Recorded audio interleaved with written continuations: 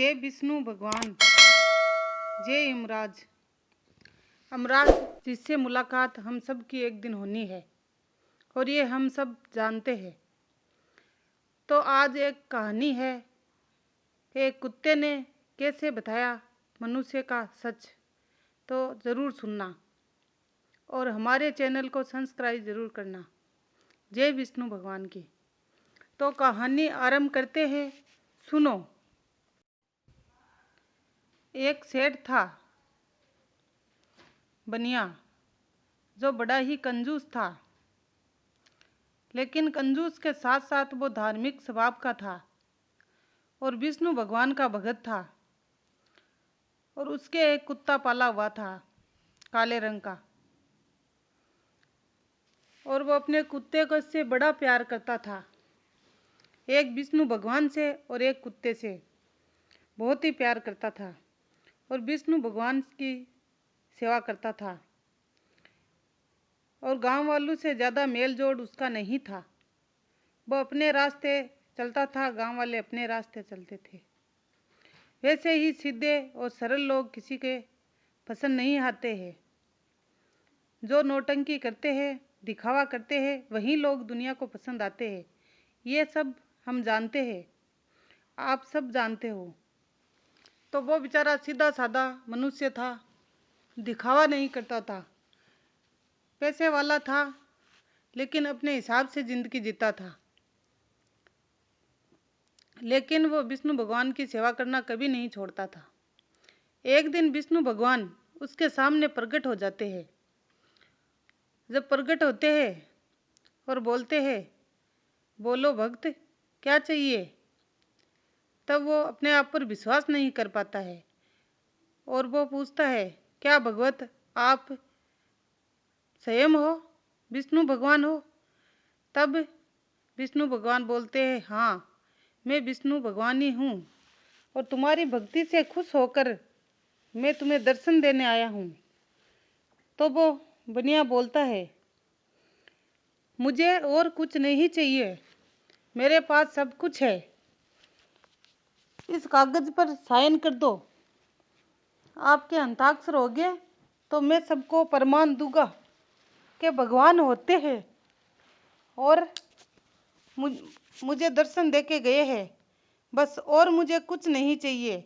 मैं इस दुनिया में जो भी लोग मिलेगा उसे आपके हस्ताक्षर दिखाऊंगा और ये बताऊंगा विष्णु भगवान है, भगवान होते हैं, ये बात ज़रूर बताऊंगा सबको।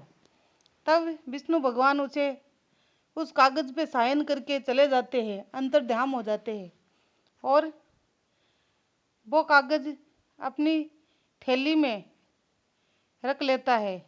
हमेशा उस कागज़ को अपने पास रखता है।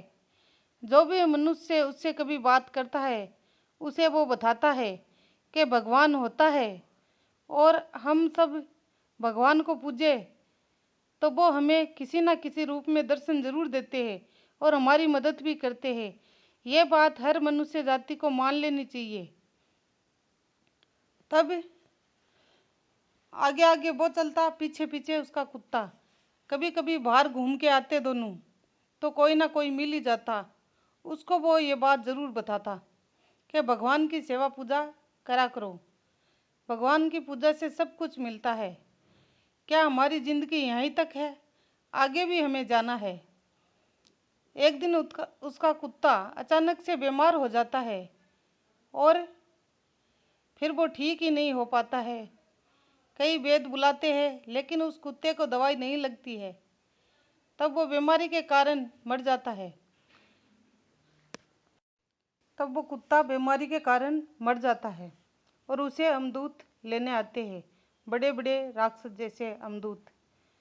कुत्ते को यमराज के पास ले जाते हैं और जैसे ही वो कुत्ता धर्मराज के सामने खड़ा होता है और धर्मराज चित्रगुप्त की तरफ इशारा करते हैं कि देखो,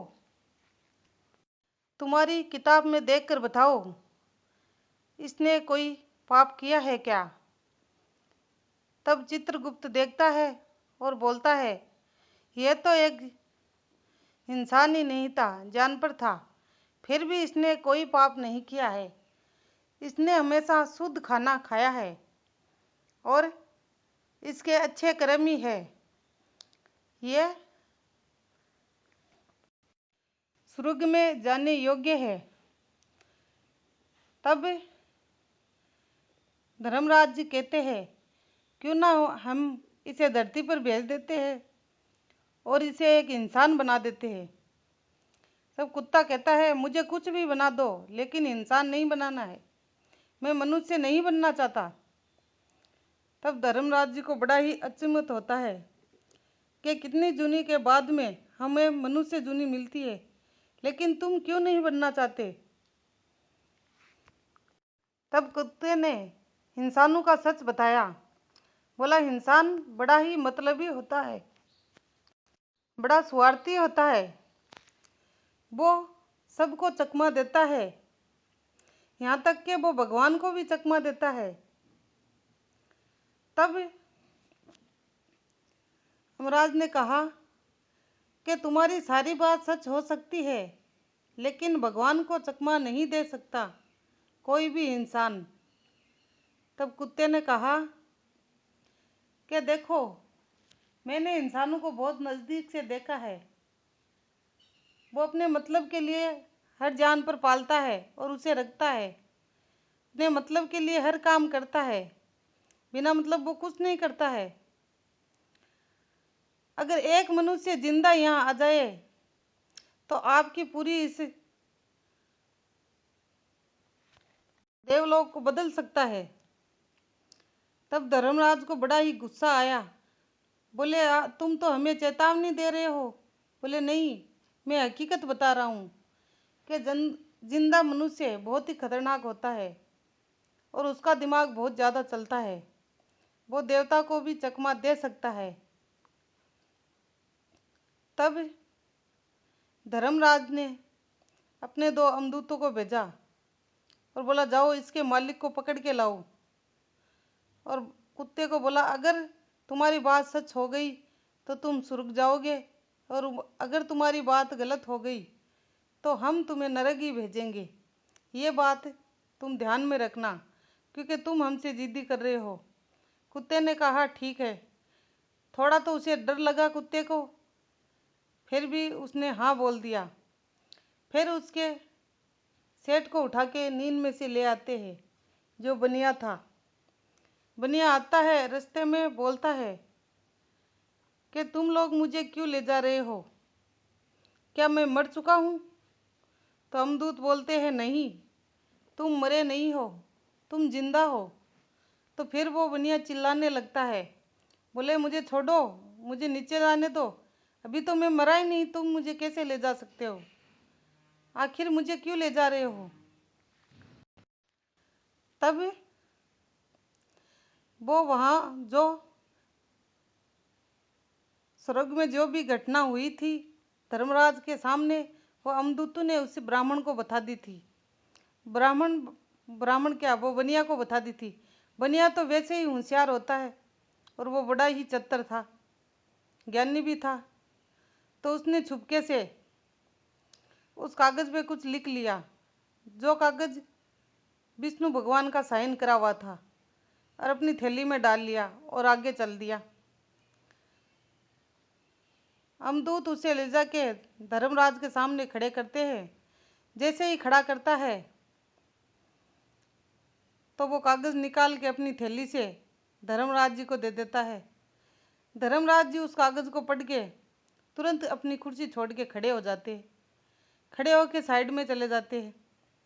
और वो व्यक्ति, वो बनिया, उस धर्मराज की कुर्सी पर बैठ जाता है।